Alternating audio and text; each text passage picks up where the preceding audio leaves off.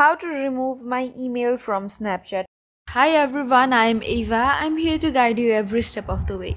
So, are you ready to dive in? Then let's get started. So first of all, open the Snapchat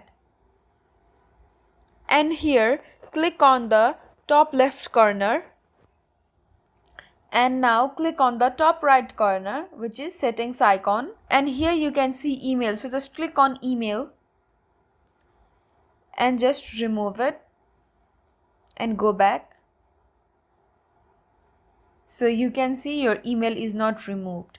So what you can do is you simply remove this email and you quickly have to create a new email ID and just replace this email ID with a new email ID, because once you've created your Snapchat ID with an email ID, you cannot use it without email. So you need an email ID. So if you don't want to use the present email address, then you can simply create a new email address and add it on the Snapchat.